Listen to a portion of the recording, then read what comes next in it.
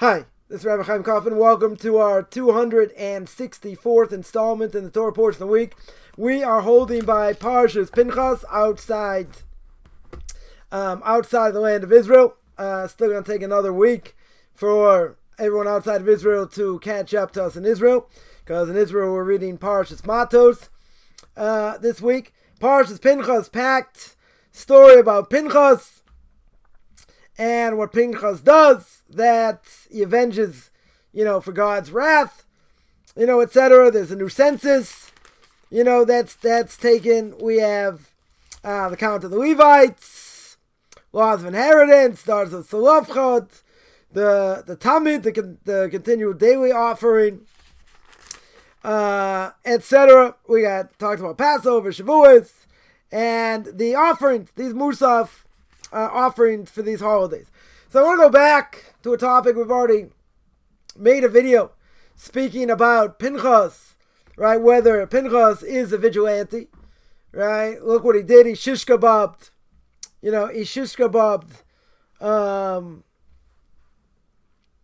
the head of the tribe of Shimon, right? And this Midianite woman, right? Cosby Batsur.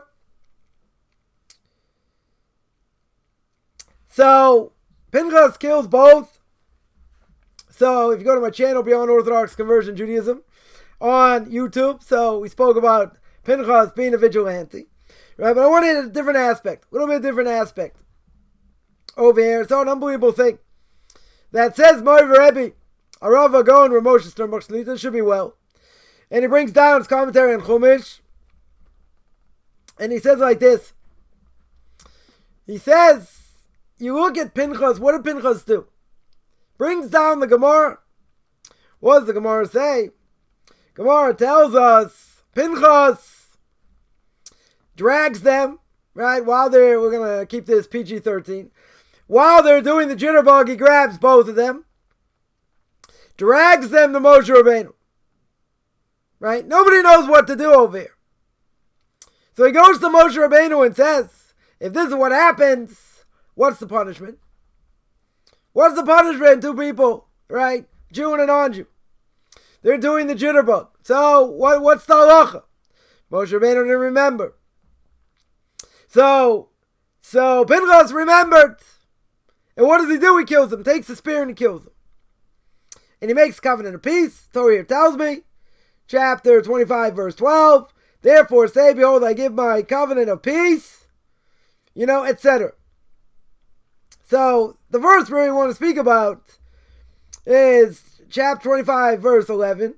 In verse 10 it says, Hashem spoke to Moshe, saying, the book of Numbers, Pinchas, son of Eleazar, son of Aaron, Kohen, turn back my wrath from upon the children of Israel, when he zealously avenged my vengeance among them. So I consumed the children of Israel, right? So I did not consume the children of Israel my vengeance. So I mentioned the Gemara in Sanhedrin. As my Rebbe says, right, that Pinchas asked what the halacha was. Moshe Rabbeinu didn't remember. What does Pinchas do? He remembers, and then he kills him. It's a whole bunch of miracles.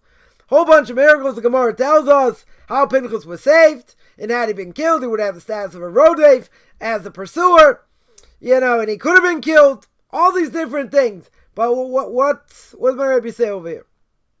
What's the point? It's not vigilantism for vigilantism's sake. Right? He makes a very important point here. What does Pinchas do? Before Pinchas does anything, what does he do? What does he do over here? He asks Moshe Rabbeinu, what's the halacha? He goes and he asks Das Torah. He asks someone above him, someone greater than him, what's the halacha in such a case? What do you do if this is the case before you? Moshe Rabbeinu didn't know, okay. But Rebbe here says, this is crucial. This is crucial. You have to have Das Torah. You have to have someone, your own rabbi, who you go to, who you ask your questions to. You can't just act on your own. Because people are going to say, look at Pinchas. Look what Pinchas did. He's a vigilante. Right? He's a vigilante over here. So people say, they look at the Torah and say, see, anyone can do whatever they want. Right? It's not true. He didn't do it unless he asked Das Torah.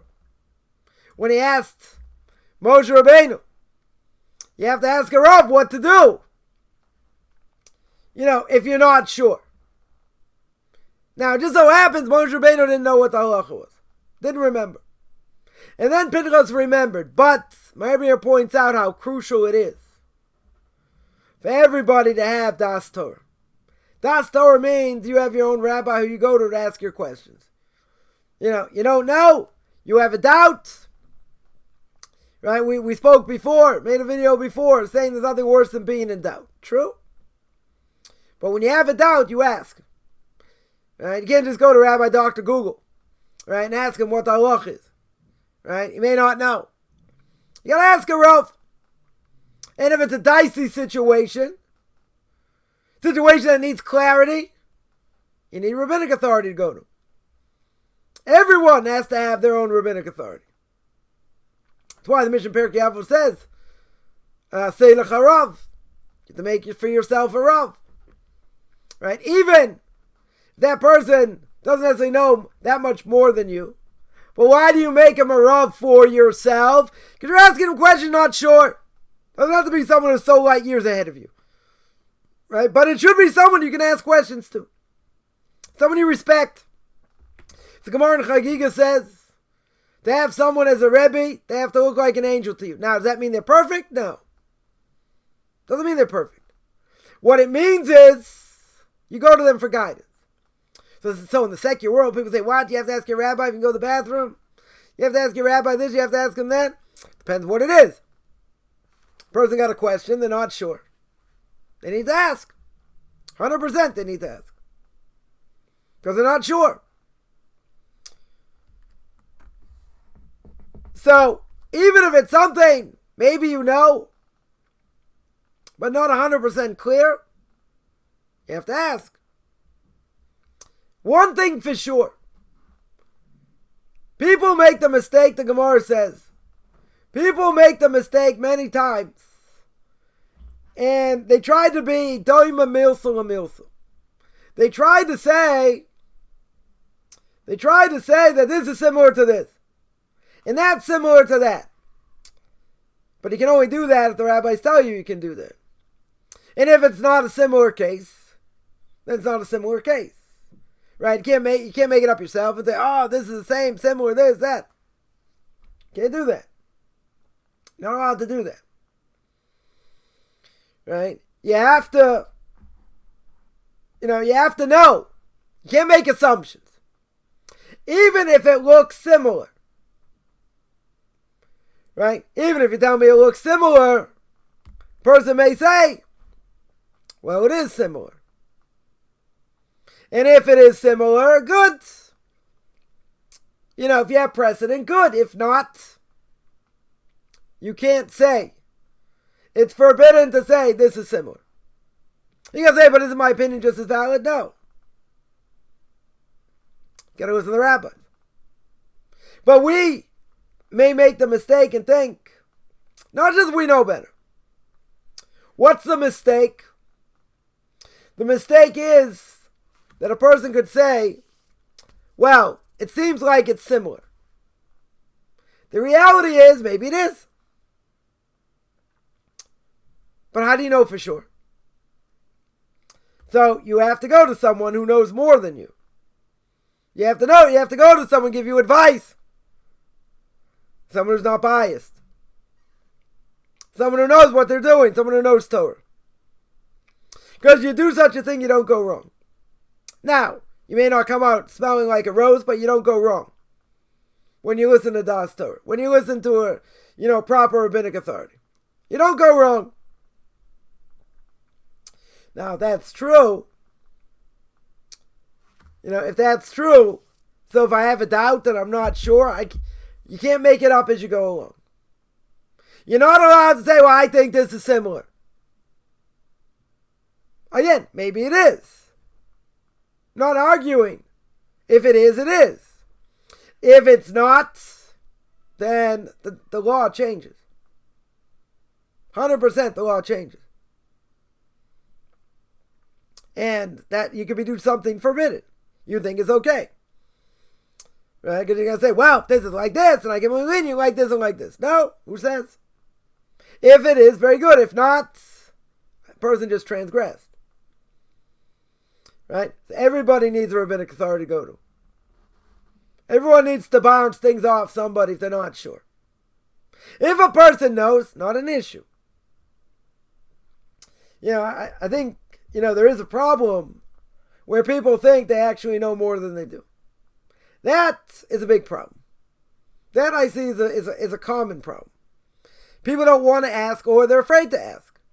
Why would they be afraid to ask? They're like, oh, it's a stupid question. Well, there aren't stupid questions. Right? No such thing as stupid questions. But on top of that, the church has taught people not to ask questions. Got to have faith. Why? Because they don't have answers. Judaism is all about questions. You're allowed to ask questions. You should ask a lot of questions. You don't take anything for granted. Even if you're reading a text and the text says X. Okay? So what does it mean? Rip it apart. What's going on? Look at the commentaries. Right, but one thing we cannot do is make assumptions when we can't make assumptions. Right? We don't have the right, the Gemara says, to say this is similar to this, if it's not. If the Gemara says, and we have precedent, and it says it is, okay. If it's not, it's not. You're going to come and disagree with the Gemara. Maybe you'll say, well, maybe it's similar in some ways. Okay. And even if it is similar in some ways, what's the status of the law over here? Does the law change? Does it not change? Should it change? So you have to know. But, people make assumptions. And a lot of times they make assumptions. They're wrong. We're not saying not allowed to ask questions. Questions we love. Questions we're interested in. But for goodness sakes, to make an assumption and think, oh, this, that, and the other thing, and then you're going to base Jewish law on it, you'll make a mistake. 100% you'll make a mistake. When in doubt, you're not sure, ask the question. But ask someone who knows. And if they don't know, they'll find you an answer. They'll get you an answer. Right? Not going to make it up as they go along. But a person can transgress over here. So you don't fake it over here. You don't think, oh, I think this or I think that. I think I know better. Seen people do that. Seen people really don't know that much. And tell over things and they're wrong. They're just simply wrong. They're misguided. They think they know a heck of a lot more than they do. That's wrong. Right? What does the Mishnah Pirkei Avos say?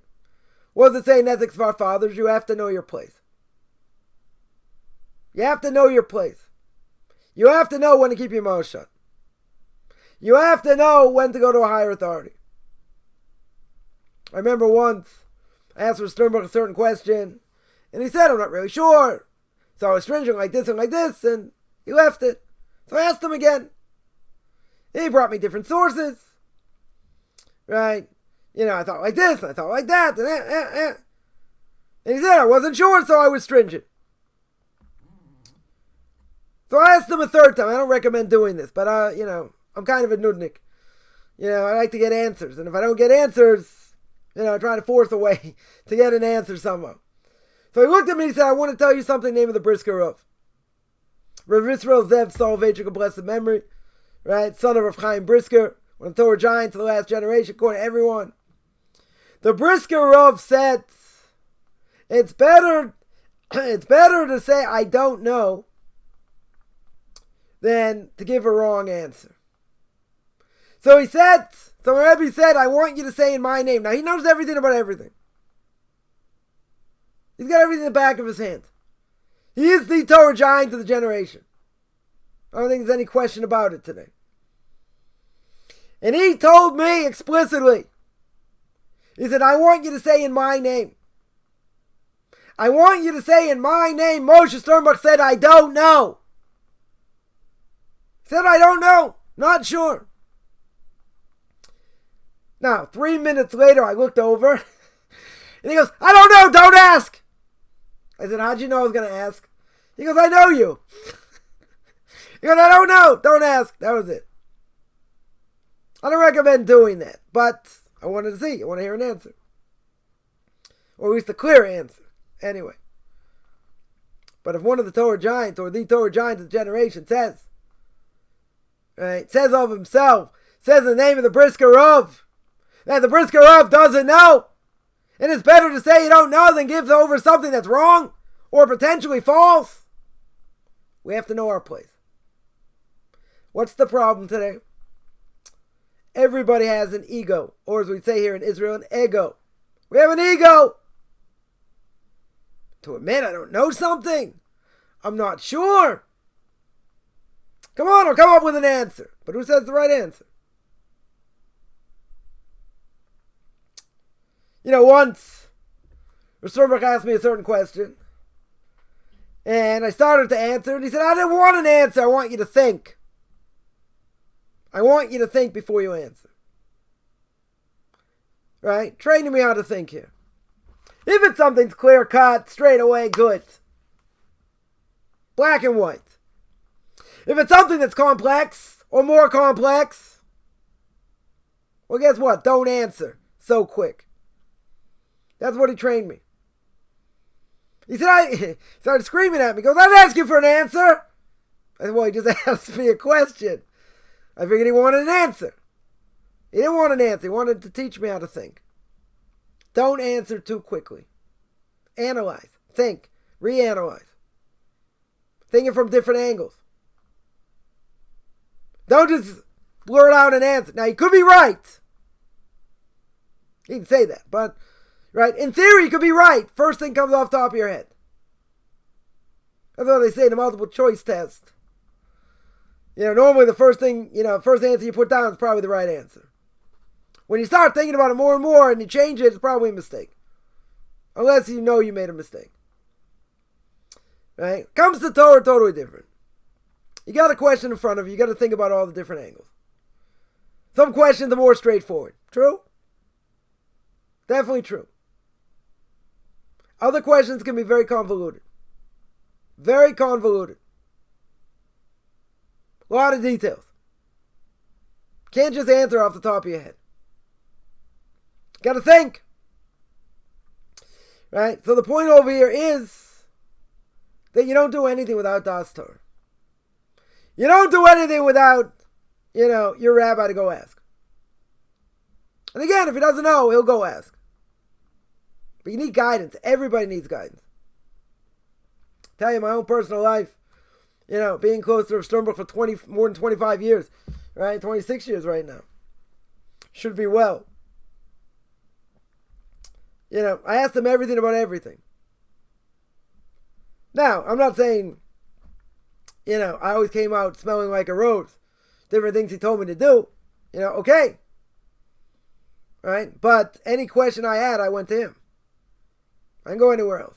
My wife says, when I was in the States, what are you going to do when you have a question? I said, I'll get him. So whatever's important, I said, I'll get him. When I had questions, I called him. I was able to get him.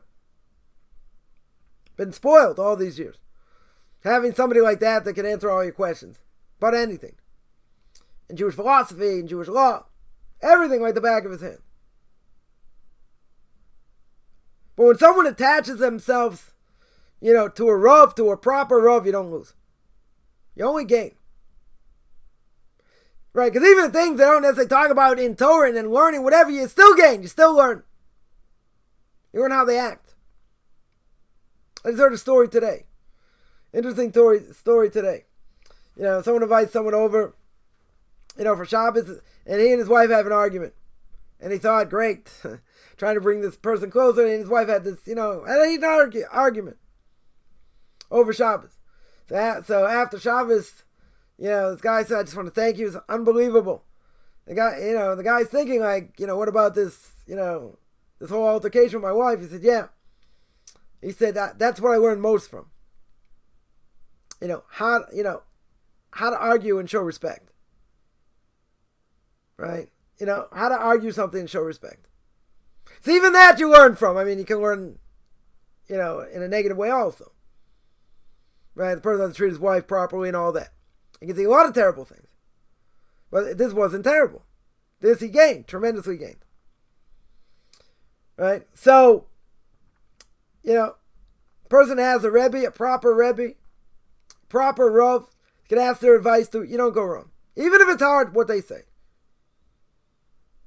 Because even if they hit you between the eyes and say you have to do this or that, and it's hard for the person, okay, but you still have to listen. Right? But it's to their benefit. Definitely to their benefit. And you never lose. I can say in 26 years I didn't lose. I only gained. Did it make me, smell like a rose every single time I had to do things and went against the grain and ruffled some feathers? Okay. It's part of the course. But I held my ground and I listened to him. I didn't go wrong. Totally didn't go wrong. But, I gained just by speaking to him.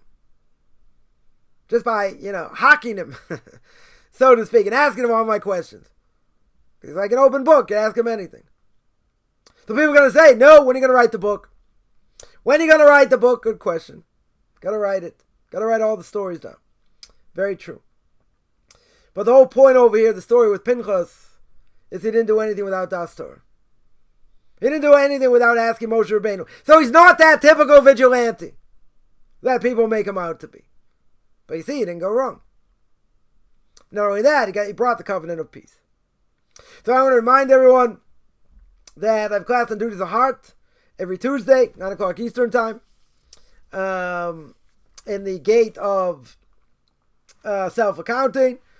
Every Sunday, book of Leviticus chapter 16, 9 o'clock Eastern time, 4 o'clock Israel time. Noahide Nations on Sunday, 2:30 Eastern time, 9:30 Israel time, going through the Noahide laws. 2 Q&As every Tuesday, Thursday, 10 o'clock Eastern time, 5 o'clock Israel time. Tanakh Talk every Thursday, 8 o'clock Eastern time. Pirkei Avos, Ethics of Our Fathers, every Saturday, 2:30 Eastern time, 9:30 Israel time. Conversion classes. Anyone interested in any of this, find me on Facebook at Michael Chaim Kaufman. We'll be on Orthodox Conversion Judaism. And you can send me an email, rabbichaimkaufman@gmail.com, RABBICHAIMCOFFMAN @gmail.com.